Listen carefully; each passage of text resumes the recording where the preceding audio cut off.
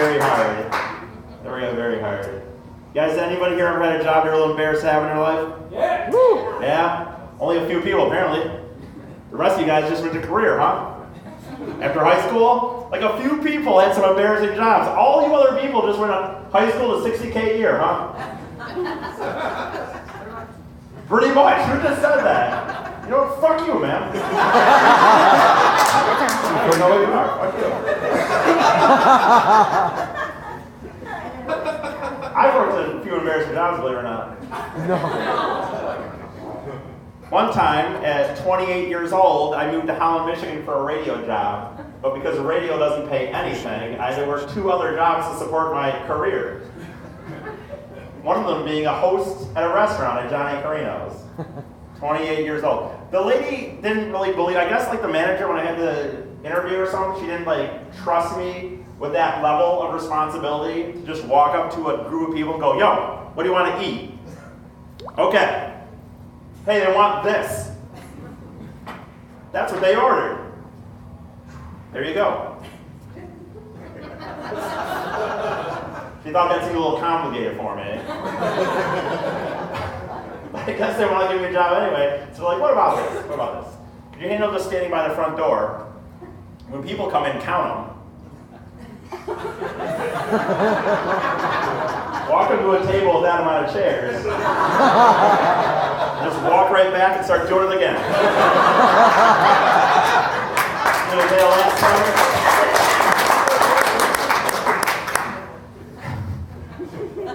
It's a little weird being 28 years old and a host at a restaurant, you know what I mean? I have Friday nights where I was working at my job, my career, or I'm working in the afternoon, and I go to Friday nights at the restaurant, sitting here at 28 years old, working with some other people, like 16, 18, 17. I'm like happy I'm there. I'm like, I'm working at a radio station. They're just worried about how they're gonna pay for prom. It's harder to realize to become a host, believe it or not. It takes 3 training days to become a host. See what I just described, which is counting and walking? It says in the book some things you should bring up on the way to the table, like, oh, how about those local sports teams, you know, just to like chit-chat, like make it light. No joke in the book though, it said 3 things not to bring up was politics, religion, or controversial issues. They have a real problem with hosts bringing up controversial issues. Like in the minute that they're walking to the table. We got here 4. All right, guys, I got a table for you right over here. Just throw you on the way. I'm pro-abortion. You have very good lasagna here.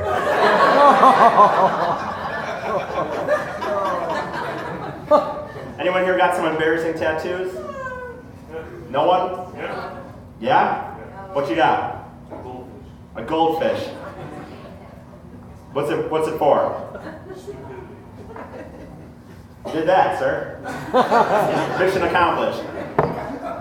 I got a few embarrassing ones, and believe it or not, the worst one is not the Good Charlotte tattoo I got right there. But it's the number 9 right over here. I said yeah. So I'm not too great with the ladies, guys, believe it or not. And I was at a party a few years ago with some girls, and she saw I had a few tattoos, and goes, oh, well, let's get a tattoo together. And I said, hell yes. Why not? Let's do it. 4 days later with the tattoo place, I didn't know what to get, so I just was like, I like NASCAR, so I got this number. But she got hers first, because I was a gentleman, I watched. And she got hers. I started getting mine done, and halfway through, she said, I gotta go to a party. Thanks a lot. Bye. Never talk to me again. You guys ever have a really bad date? But like you can forget about it, right? It's just like another date, like whatever.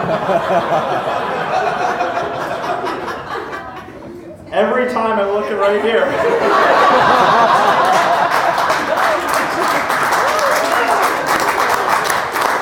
It's a reminder of that time that girl just walked right out. The worst thing about it is like NASCAR changes numbers all the time, so he changed his number to 5 a year later. And now it's just a number 9 for no reason. No significance whatsoever. Other than just a sign that I'm a terrible person at dating, I guess. I don't know.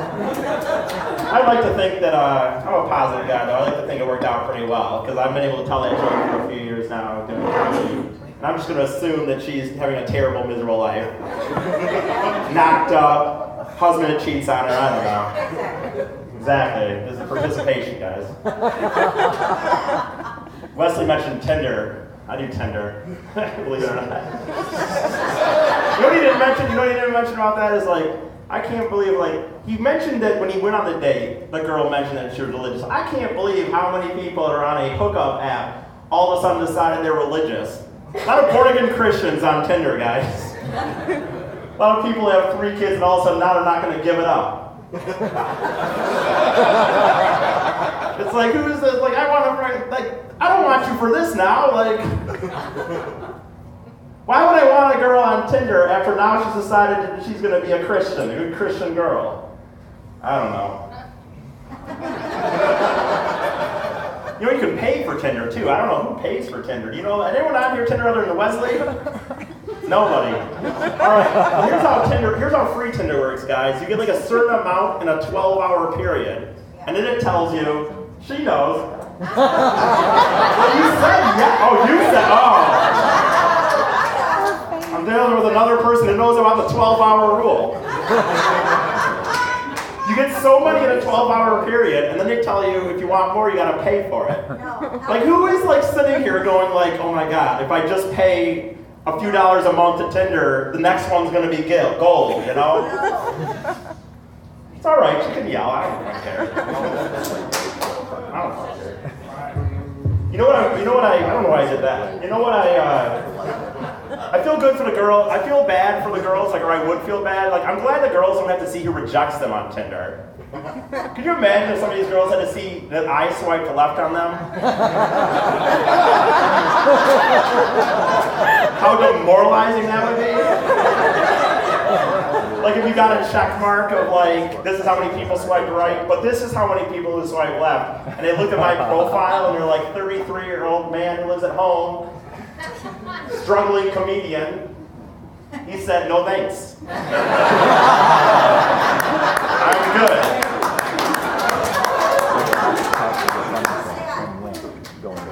That is sad, you're right. Maybe she should come up here in type 5, huh? Any parents in the house? Wow. A lot of conceited people in here, huh? Who clapped? Who's running closer with the clap? Oh, fuck you.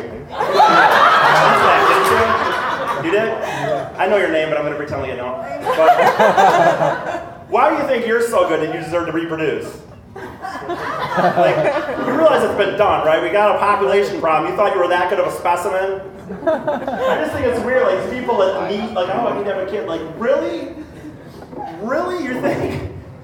I don't know, like, unless you're like a scientist or a hardcore athlete, I think it's just a conceited thing. Like, you think you're that good. What, you choose, was it, did you choose to have kids, Frank? Sure. Or Frank, not Frank, right? Yeah, Frank. Guys, this is a perfect This isn't bad. I don't have to pretend I didn't meet him before. Frank, did you choose to have kids? Sure. Why? You get tired of vacations and having extra money? Disney World must be that fucking fun, huh? Get tired of going out to Cancun, all you can drink? I mean, don't get me wrong, Frank. I understand why people have. I understand how kids happen. Like, you know, condoms suck, right? So, pulling out, you know, who wants to do that? But I can't imagine choosing to just crash my life to a living halt. Like. And like, to me, like, if the need for kids is just so much like, oh, I just want someone else in my life to, like, you know, whatever. We are doing a show here, man. I don't know if you know it or not, but I'm up here. Like, I know it's, I know it's not that funny, but I know I'm not that funny, but I mean, fucking give me 5 more minutes or something. But what was I fucking, I don't remember what I was saying. Oh, so like these people who just need like that person, like, oh my God, he'll grow up and he'll be a little person and we'll be able to hang out. I'll buy him baseball jerseys and take him to Mets Tigers games. Like, I want to put it out there, like, I'll do that, guys, if you want kids. If someone on your school wants a kid, You do not need kids there. No, I want to be your kid. Just forget about the learning how to piss your pants and all that shit. Just shoot straight to the point where you can just take me to Tigers games. Take me to concerts, I'll be like, oh my God, thank you. This is awesome. You can take little pictures, all the dances, whatever.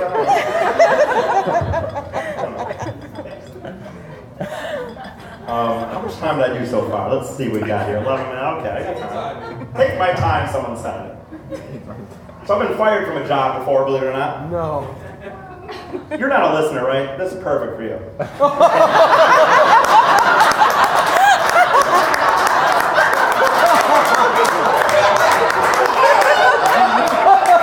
No offense, So do you ever remember the movie, I don't know how old you are, but you ever remember the movie Waiting? No? Well, there's a game, it's a movie about waiting at a restaurant, and the goal, there's a game in this movie where male gentlemen will show their junk to other male gentlemen, and if they do it, the guys kick them in the ass and call them a homo for some reason. And so I used to work at the Red Robin right down the street, guys, and as a 25-year-old adult guy is like, hey guys, what about that game from the movie Waiting? How come we ain't doing that? What's your name? Danielle. So Danielle, pretty soon we were showing, me and my other fellow colleagues were showing each other our wieners.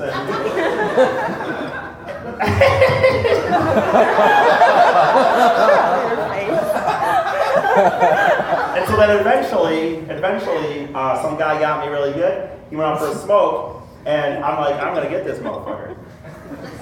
And he went out to the back, and I got up on the prep table with my pants down. And I didn't realize that my manager was out smoking at the time.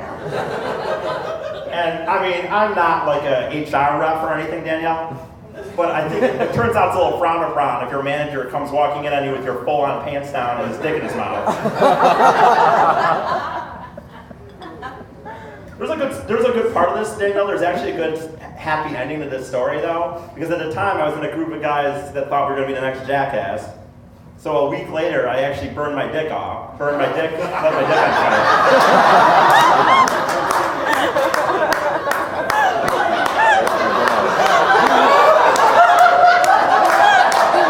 So bad, Danielle, that I couldn't walk for a month. But the thing was, Danielle, here's where the happy ending comes in. Like, my mom, I've been fired, and I'm still living at home with my parents, and so I couldn't go to work. I wouldn't have been able to go to work for a month because I couldn't walk for a month. So if I hadn't gotten fired for showing my dick to my manager, I would have to explain to my mom why I burned my dick and I couldn't walk for a month. So it worked out all right. It's a happy ending. I got one more. Is there any guy in here that's not a listener at all or no? Right there, perfect. What's your name? Cody. Cody, what do you do for a job? Starbucks. Oh, you're right there with Steve and Chris. Yeah, exactly. Do you ask old ladies if they want, what was it, the old dirty or something? I don't get too many old ladies, but yeah. Okay. I ask them if they want a dirty chai. Nice, dirty chai. How dirty do you want it? Yeah. Cody, I'm really lucky that I get paid to do actually something I enjoy for a living. Yeah. But there's negatives sometimes, Cody. At Starbucks, would your manager ever call you and say, like, Cody, we're going to need you to go to San Francisco? Oh no!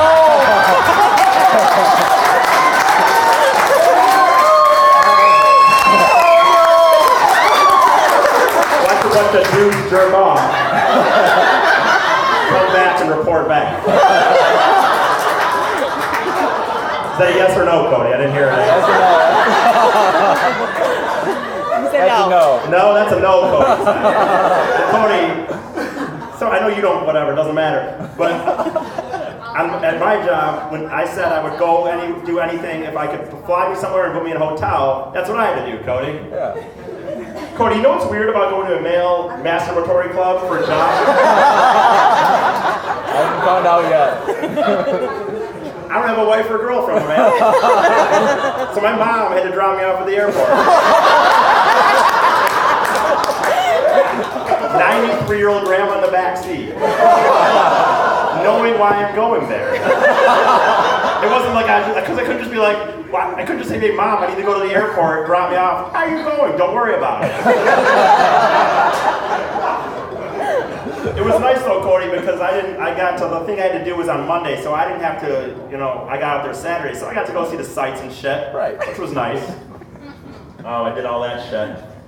But then come Monday, I'm sitting there, realizing I gotta go. It's weird also because I was in the hotel getting ready to go. Now I gotta be honest, I'm guessing, I don't know, but I'm guessing my mom never thought, because my mom was really worried about it. She's like sending me texts like I'm praying for you. And I'm not sure, I didn't ask her, but I feel like my mom never thought when she had this kid in 1984, that I didn't feel like 33 years later I'd have to be texting my son like, I hope the male masturbatory club is safe. I hope you don't get, I walked there, not because it was in walking distance, but because I didn't want to take an Uber or a cab there. Didn't want to let them know where I was going. So I got there a little early, Cody, and there was a line. And I'm like, I know I gotta be here, but I don't want to wait in a line to go to a male jack-off. You know what I'm gonna do there, Cody? Make small chit-chat. You guys catch the Giants game last night? That was a hell of a game. I'm ready to, we're all gonna be jacking off with each other for this game. Talking about the stock market, goddamn stock market. I lost a shit ton of money. So I went in there finally, and I didn't even want to pretend like I was there, Cody. Like I didn't know what to say, so I just told the dude, like, guy, no offense, I'm not into it, but I flew all the way from Detroit just to see you. He's like, okay, whatever. And then I went in there, Cody. I don't know if are you familiar with any of this or no? Yeah. Yeah. You know what I'm talking about already? Of course. Oh fuck you. I wish there was someone else that didn't know. It's all right. There's rules, Cody. I'm gonna pretend like you don't know. You gotta get naked. You gotta get naked. So it's weird when you ever go roller skating? You're young enough. You're young probably. You've never gone roller skating probably. No, I've gone roller skating. You know how when you go and you do the roller skating, you have the skates and you give them the shoe, right? You give them the shoes and they give you the skates. Yeah. This was like that, except they gave me a paper bag. I went and sat on the bench and put my clothes in it. And then they gave me a number that I could return later for my clothes once I was done jerking off.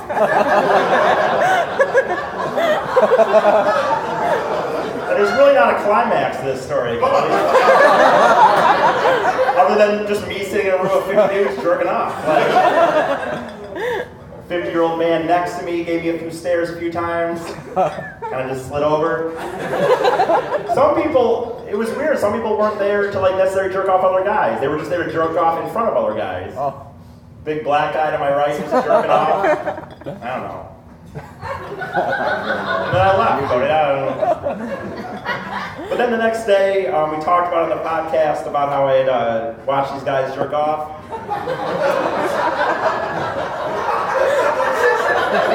And then the flight was the next morning, and I got to sit in the airport, and people started messaging me like, "Oh my God, that was funny." And it was awesome because the only reason it was worth it is if people found it was funny. So Cody, I had a moment in the San Francisco airport where I was starting to be like, oh my God, I wanted to do radio my whole life.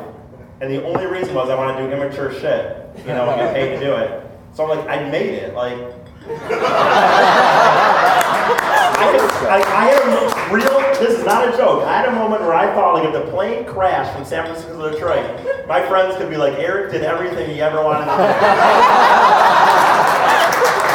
But I do have to say, Cody, not the watching dudes jerk off part. It's the travel. Guys, I know most of you know who I am anyway. My name's Eric Patey. Let's give it up for all these other comedians that fucking come on. Thank you so much for coming out. Honest to God, thank you so much for coming out. I think it's been fun. I hope you guys have had fun. This is the end of the show, so that's it. Bye. See you.